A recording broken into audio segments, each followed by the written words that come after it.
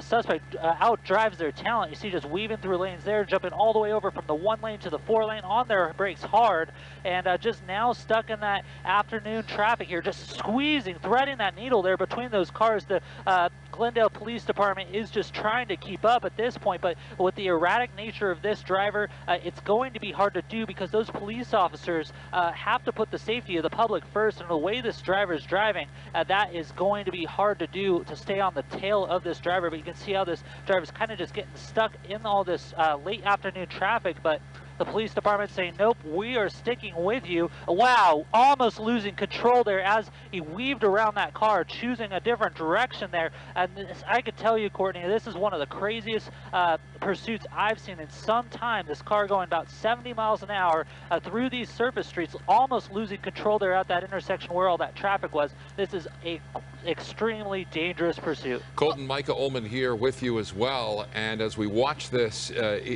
become increasingly dangerous on surface streets, oftentimes law enforcement will actually back off and try and calm things down. It doesn't appear at this point that these officers are willing to do that.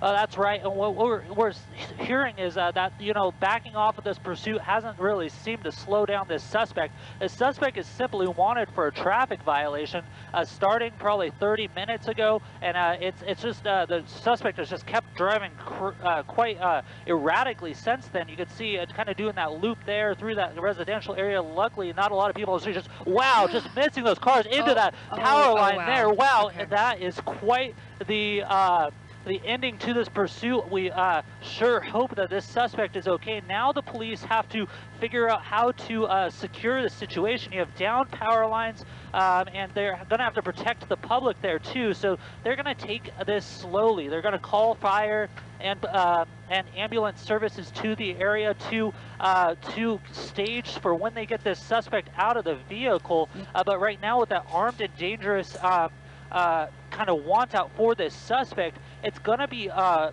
slow process to make sure that the suspect isn't going to harm any of the officers or the public. You can see they have a canine unit out as well, so if this suspect comes out and decides to run, which would be hard to do after that type of impact, that canine officer is there and ready to take the suspect into custody. Three people in the car, three people so far coming out of that vehicle. First person there being taken into custody by those officers. You see the air unit overhead calling out this to the dispatchers, and you see the person behind the vehicle there laying down on the ground, throwing that phone out of the way. The second person, 4 people, wow, another person coming out of that car too. It's amazing that these people can move after that accident there, but 1, 2, 3, 4, 2 in custody, the other 2 proned out on the ground, and they're just going to keep calling these suspects back. As they as they kind of have the opportunity to. It doesn't look like this point that all of these suspects are injured in a way where they can't move. It's hard to tell right now from our angle to see how that driver is doing, possibly a passenger now that looking at that vehicle is doing, kind of sticking their arms out of that door over there. But the police department's taking this one by one suspect, one by one, to take them into custody after this this huge crash here, taking down a power line into a tree. Luckily, no civilians or the public was injured, but there you go. They're going to take that 4th person into custody, standing up, walking slowly back to those officers.